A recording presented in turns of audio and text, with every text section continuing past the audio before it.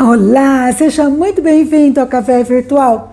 Você já está inscrito no nosso canal? Se ainda não estiver, se inscreva, ative as notificações e você será avisado quando novas mensagens forem publicadas. Meu nome é Regina Helena e eu gostaria de conversar com você sobre sala de espera. Você já esteve ou está numa sala de espera, às vezes esperando o resultado de um vestibular, de um concurso ou de um diagnóstico, esperando também uma transformação na vida do seu filho que anda rebelde, ou no seu casamento que está tão difícil, sabe? Nós vamos pensar hoje sobre a história de um homem chamado José. Ele ficou 13 anos numa sala de espera. E essa história aconteceu em 1900 a.C. E essa história começa já com um grande milagre, porque José nasceu de Raquel. Raquel era estéril. E ele então foi um milagre que aconteceu. E por conta disso, por ser o filho da Felice do seu pai Jacó, ele era o filho preferido. E isso suscitou muito ciúmes, muita inveja da parte dos seus irmãos. Certo dia, ele estava com seus irmãos longe de casa. E seus irmãos então começaram a planejar matar José. Mas daí decidiram jogar o José numa cova, num buraco. E ele ficou ali. Até que uma caravana de midianitas, mercadores, que iam para o Egito, passou. Essa caravana passou e eles então venderam José como escravo para essa caravana. Aqui a gente já vê que nada é por acaso. Nós vemos que eles tiraram José e venderam para a caravana para ir exatamente para o Egito, que nós vamos ver, era um propósito de Deus ter José ali no Egito. Sabe, às vezes você está vivendo uma situação que você se sente num buraco, abandonada, esquecida, mas pensa, nós temos um Deus que cuida de nós e tudo tem um propósito, nada é por acaso. E José vai para o Egito. Lá ele se torna escravo de um homem chamado Potifar. E ele começa a fazer o seu melhor ali. E o Potifar começa a ver que tudo o que José faz prosperava. Porque Deus estava com José. Essa história de José repete a do seu pai Jacó. Jacó também morou com seu sogro Labão. E Labão também percebeu que tudo que Jacó fazia prosperava, que Deus era com ele. Sabe, eu aprendo tanto com essa história de José. A gente vê que tudo que a gente faz, a gente tem que fazer de coração, como ao Senhor e não a homens. Esse versículo está em Colossenses 3:23. É lógico que você dá o seu melhor e árvore com fruto leva pedrada, né? E foi isso que aconteceu. José teve problemas, nós podemos dar o nosso melhor, mas a gente pode ter lutas, tentações, problemas ao longo dessa jornada. E José também aconteceu. Ele foi assediado pela mulher de Potifar, mas ele resistiu. Ele falou, como que eu vou fazer uma maldade dessa? Como eu vou pecar contra meu Deus? E ele resistiu. José não negociou, ele não pecou contra Deus. Sabe por quê? Porque José, ele tinha uma identidade, ele sabia quem ele era, ele sabia a história da sua família, a história dos patriarcas, né? Do seu pai Jacó, do seu avô Isaac, do seu bisavô Abraão, as promessas que Deus tinha feito, a experiência que cada um tinha tido com Deus. E o seu pai tinha visto Deus face a face. Ele então sabia quem ele era. E a pergunta para mim e para você, nós sabemos quem é você perante Deus. Nós temos consciência da nossa identidade de filhos de um Deus santo.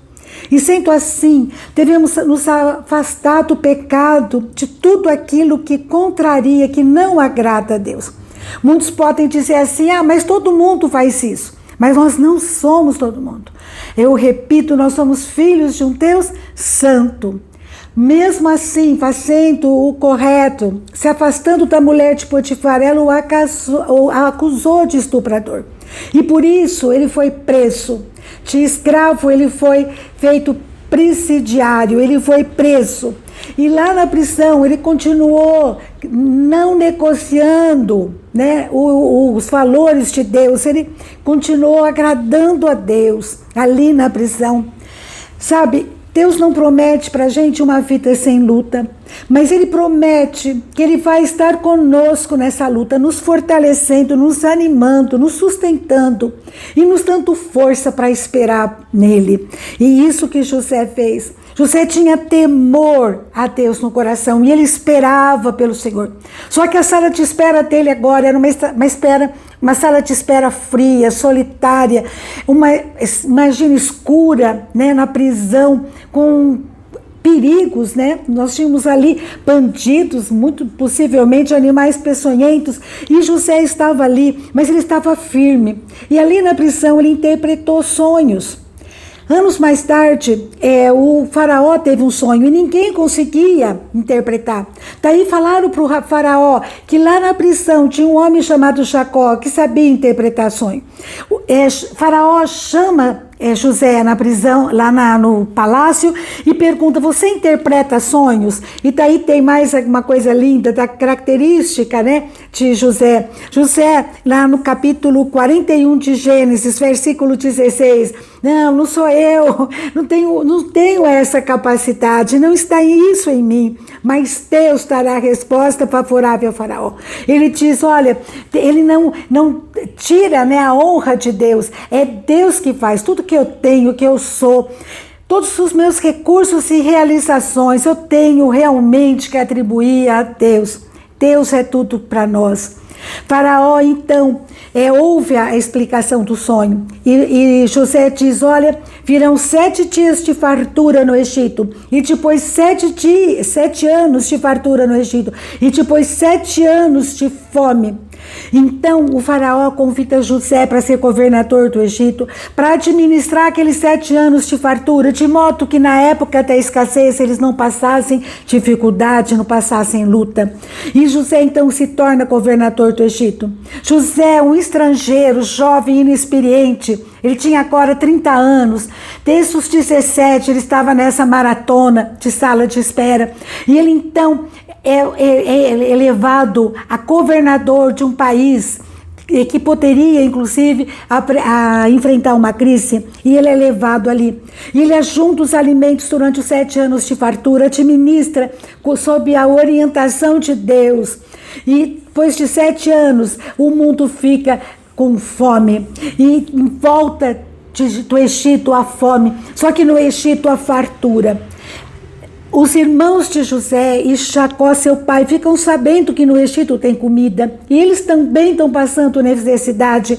Então os irmãos são mandados pelo pai Jacó para o Egito, para comprar alimentos. E lá eles encontram José. José se revela a eles. E José perdoa os irmãos. Não só perdoa, mas convida para que eles tragam todos os seus familiares, inclusive seu pai Jacó, para o Egito. E lá no Egito, eles são bem tratados. O faraó respeita aquela família, porque José era muito importante para a vida dos egípcios.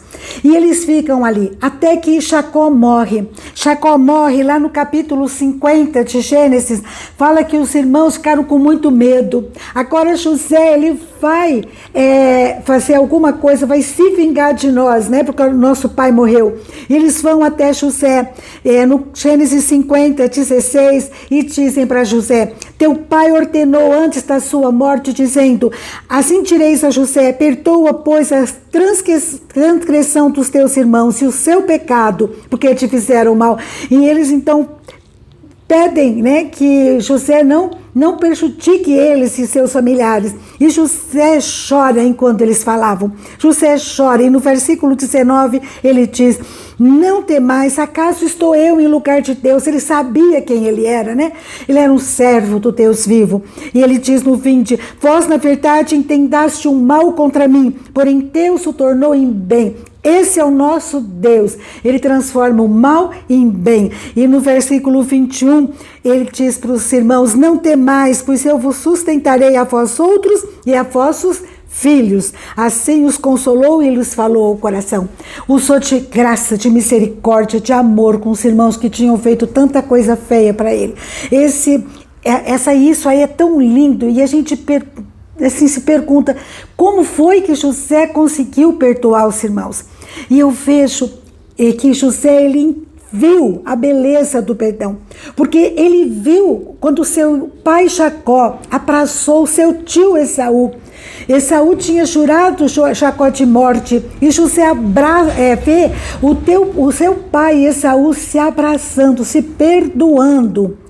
José tinha 6 anos, eles estavam indo de volta para Canaã, e com seu pai, e lá em Canaã, ele conhece seu avô Isaque, já devia estar idoso, cego, e ele conhece o avô Isaque, ele fica sabendo a história de Isaque, o quanto que Isaque era manso, perdoador, um homem que não brigava com quem entulhava seus poços. Essa história chegou até nós e deve ter chegado com a sua interesse para José. E é uma coisa importante isso, né? Você já contou para os seus filhos, para os seus familiares, já compartilhou as experiências que você teve com Deus, os milagres, a sua conversão, a sua transformação. Como a gente precisa fazer isso, né? Às vezes a tua família não conhece a Deus. Você é o pioneiro, como Abraão foi, né? Com a fé de Abraão, né? Pioneiro, para iniciar uma nova história.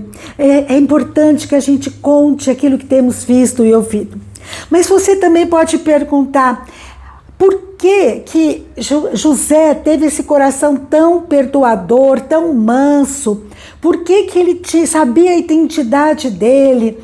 E tudo que ele viu, né?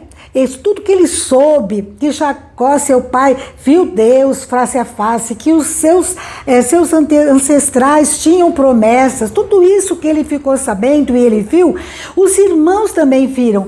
Por que os irmãos tinham um coração tão perverso? Você pode se perguntar.